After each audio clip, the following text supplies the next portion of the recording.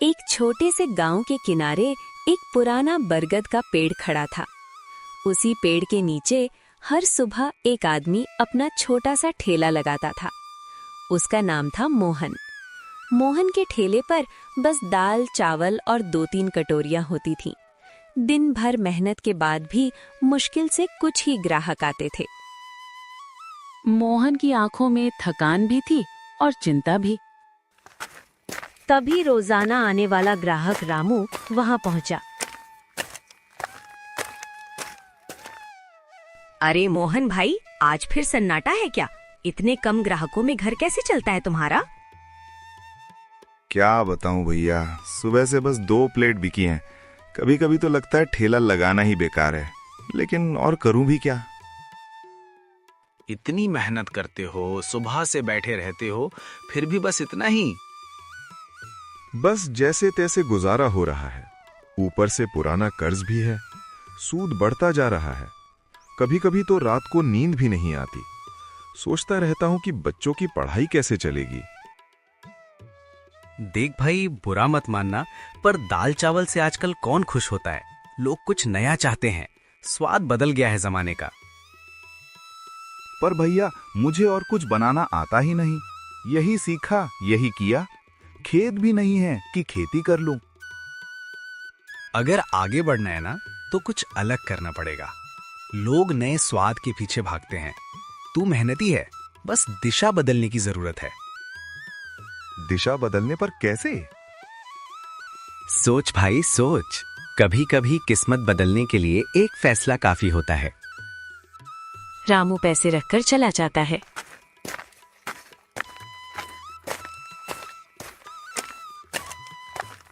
रामू की बातें मोहन के कानों में गूंजती रहीं। कुछ अलग करना पड़ेगा। मोहन खाली सड़क को देखता रहा। उसकी आंखों में चिंता और उम्मीद दोनों साथ साथ तैर रहे थे। तभी एक महिला अपने छोटे बेटे का हाथ पकड़कर वहां आई। चल बेटा, दाल चावल खा लेते। नहीं माँ, मुझे दाल चावल नहीं चाहिए। तो फिर क्या चाहिए? मुझे बिरयानी खानी है।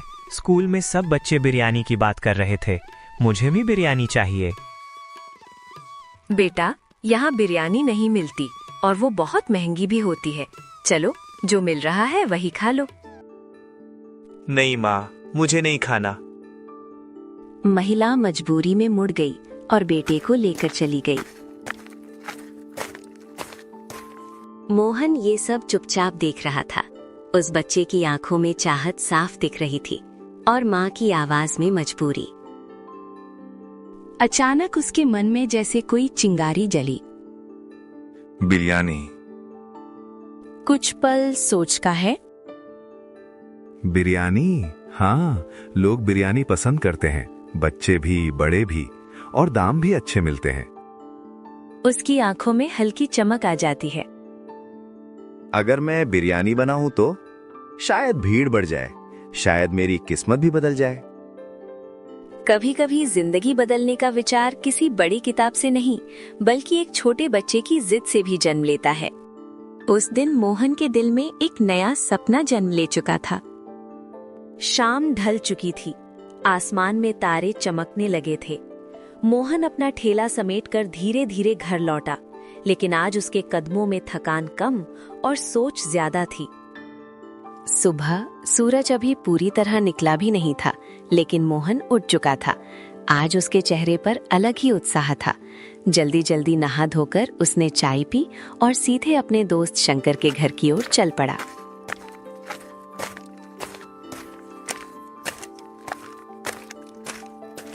हल्की ठंडी हवा चल रही थी। खेतों पर ओस की बूंदें चमक रही थीं और मोहन के कदमों में एक नई उम्मीद थी। कौन है सुबह सुबह? मैं हूं मोहन। अरे मोहन, इतनी सुबह, सब ठीक तो है? हाँ भाई, सब ठीक है। बस तुमसे एक जरूरी काम था। अरे आओ अंदर, पहले बैठो, बताओ क्या बात है।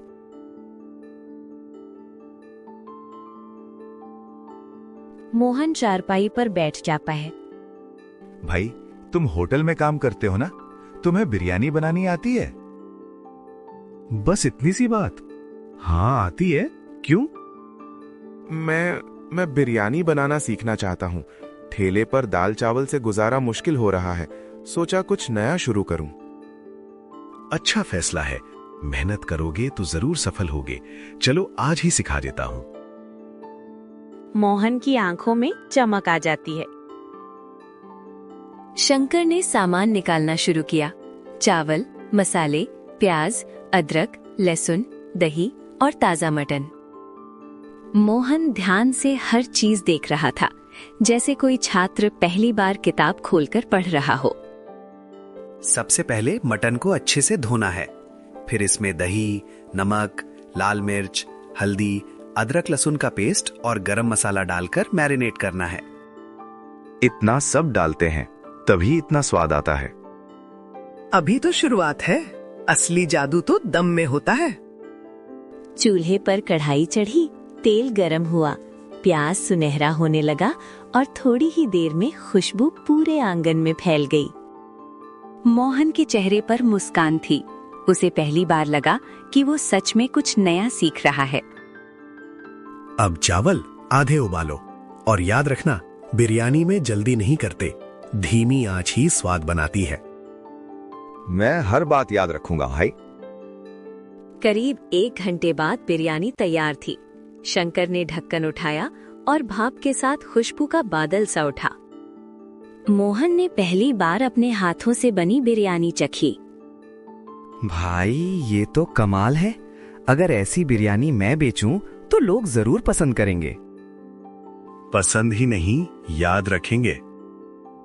मोहन का आत्मविश्वास अब पहले से कहीं ज्यादा बढ़ चुका था। उसे लग रहा था कि अब उसकी जिंदगी सच में बदल सकती है। वो घर की ओर लौट रहा था, लेकिन आज उसके कदम हल्के थे और दिल उम्मीद से भरा हुआ था। घर पहुंचते ही उसकी पत्नी सरिता ने दरवाजा खोला।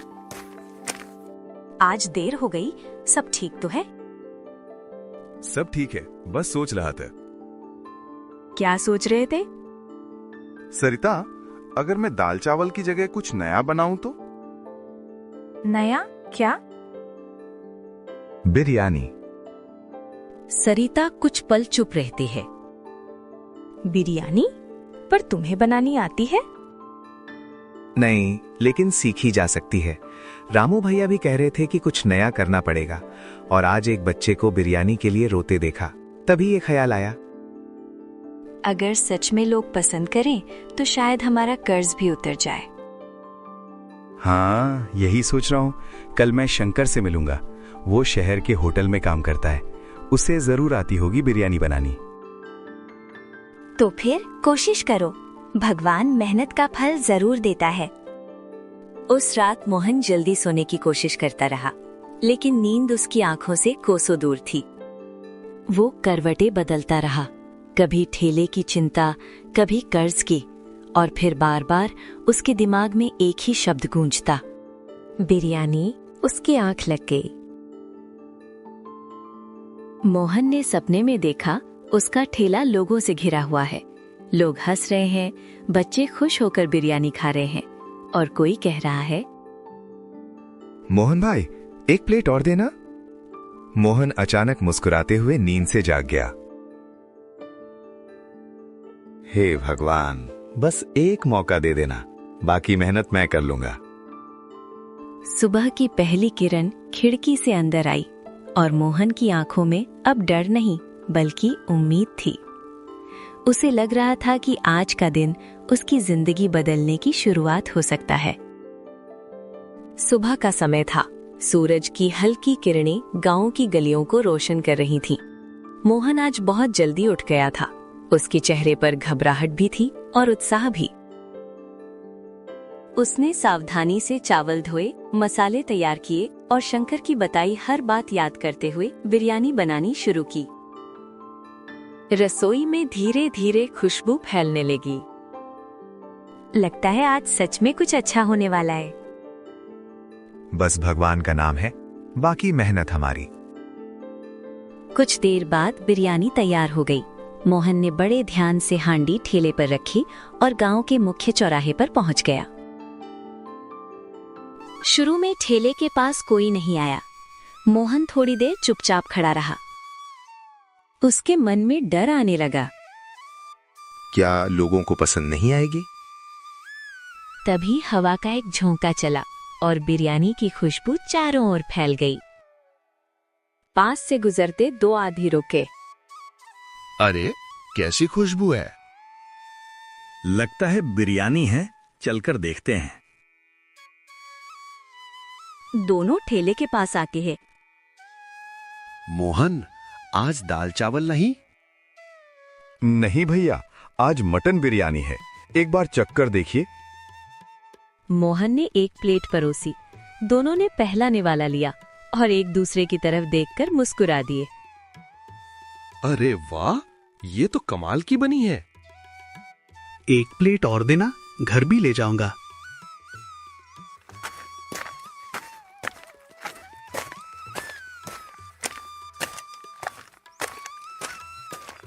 धीरे धीरे और लोग रुकने लगे। खुशबू और तारीफें फैलने लगी। थोड़ी ही देर में ठेले के पास भीड़ लग गई। मोहन भाई, जल्दी दो, मेरी बारी कब आएगी? पहले मुझे दो, मैं बहुत देर से खड़ा हूँ। मोहन के चेहरे पर खुशी साफ झलक रही थी। उसके हाथ तेजी से काम कर रहे थे, लेकिन दिल में संतोष था।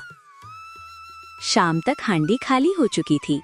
मोहन कुछ पल ठेले के पास खड़ा खाली भगोने को देखता रहा। उसकी आंखों में खुशी के आंसू आ गए। धन्यवाद, आज मेरी मेहनत रंग लाई। आज कैसा रहा? इतनी कमाई हुई जितनी पहले 3 दिन में भी नहीं होती थी। सरिता की आंखें चमक उठी। उस रात मोहन बहुत दिनों बाद सुकून से सोया।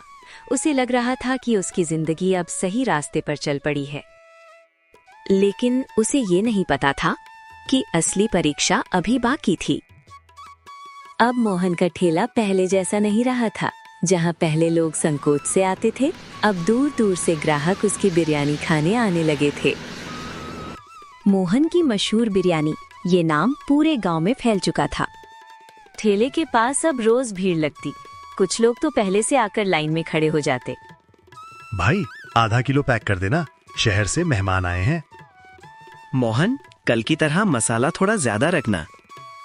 मोहन अब आत्मविश्वास से भरा हुआ था।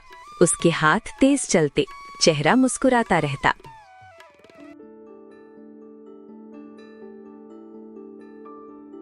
एक दिन दोपहर को जब भीड़ थोड़ी कम हुई, एक सफेद गाड़ी चौराहे पर आकर रुकी। गांव के लोगों ने हैरानी से देखा। गाड़ी से एक साफ सुथरे कपड़ों में आदमी उतरा। यहाँ मोहन कौन है? जी, मैं हूँ। मैं शहर के बड़े रेस्टोरेंट का मालिक हूँ। मेरा नाम राजीव मल्होत्रा है। मैंने तुम्हारी बिरयानी के बारे में बहुत सुना है, चखना चाहूंगा। मोहन का दिल तेज धड़कने लगा। उसने प्लेट में बिरयानी परोसी। राजीव ने पहला कौर लिया और कुछ पल चुप रहा। फिर हल्की मुस्कान उसके चेहरे पर आ गई। कमाल है, बिल्कुल असली स्वाद, देसी अंदाज। मैं तुम्हें अपने रेस्टोरेंट में हेड कुक की नौकरी देना चाहता हूँ। अच्छी तनख्वाह, रहने की व्यवस्था और शहर में नाम। मोहन के आसपास खड़े लोग दंग रह गए। ये मौका बहुत बड़ा था। लेकिन मोहन चुप हो गया। उसकी नजर अपने ठेले पर गई, फिर गांव के लोगों पर, फिर आसमान की ओर। सोच लो, ऐसा मौका बार बार नहीं मिलता। मुझे एक दिन का समय दीजिए। मोहन चुप बैठा था। इतना बड़ा मौका है, शहर में नौकरी, क्या सोच रहे हो? अगर मैं चला गया तो ये ठेला, ये गांव, ये लोग जो मुझ पर भरोसा करते हैं। लेकिन भविष्य भी तो देखना है। मोहन पूरी रात सो नहीं पाया। एक तरफ बड़ा सपना, दूसरी तरफ अपनी मिट्टी। सुबह उसे फैसला करना था। सुबह की हल्की धूप चौराहे पर फैल रही थी। मोहन जल्दी उठकर अपने ठेले के पास आकर खड़ा हो गया। वो कुछ देर तक चुपचाप अपने ठेले को देखता रहा, जैसे कोई अपने पुराने दोस्त से बात कर रहा हो। थोड़ी देर बाद वही सफेद गाड़ी फिर आकर रुकी। राजीव मल्होत्रा गाड़ी से उठे। तो मोहन, क्या सोचा? मोहन ने गहरी सांस ली। साहब, आपका बहुत धन्यवाद। आपने मुझे इस लायक समझा, ये मेरे लिए गर्व की बात है। लेकिन मैं शहर नहीं जाऊंगा। राजीव चौंक गए। क्यों? वहां तुम्हारा भविष्य बन सकता है। साहब, भविष्य सिर्फ बड़े शहरों में नहीं बनता। मैं यहीं रहकर कुछ बड़ा करना चाहता हूं। मैं चाहता हूं कि एक दिन लोग इस गांव में आए मेरी बिरयानी खाने। कुछ पल के लिए वहां सन्नाटा छा गया। फिर राजीव के चेहरे पर मुस्कान आ गई। तुम्हारे अंदर हिम्मत है और अपने काम पर भरोसा भी। ठीक है, मैं नौकरी का प्रस्ताव वापस लेता हूँ, लेकिन एक और प्रस्ताव देता हूँ। जी। मैं तुम्हारी मदद करूंगा, तुम्हें एक छोटा रेस्टोरेंट खोलने में। नाम तुम्हारा होगा, मेहनत तुम्हारी होगी और पहचान भी तुम्हारी होगी। मोहन की आंखें चमक उठी। सच? हाँ, क्योंकि असली हुनर को आगे बढ़ना चाहिए। चौराहे के पास अब एक छोटा लेकिन सुंदर रेस्टोरेंट बन चुका था। बोर्ड पर लिखा था, मोहन देसी बिरयानी हाउस। अंदर लोगों की भीड़ लगी रहती। दूर दूर से लोग आते, खाना खाते और तारीफ करते। एक दिन मोहन ने अपने पुराने ठेले को साफ करके रेस्टोरेंट के कोने में रख दिया। इसे क्यों रखा है? ताकि मैं कभी भूल न जाऊं कि शुरुआत कहां से हुई थी। मेहनत छोटी जगह से शुरू हो सकती है, लेकिन सपने हमेशा बड़े होने चाहिए। और जब इंसान अपने काम पर भरोसा करता है, तो किस्मत भी उसका साथ देने लगती है।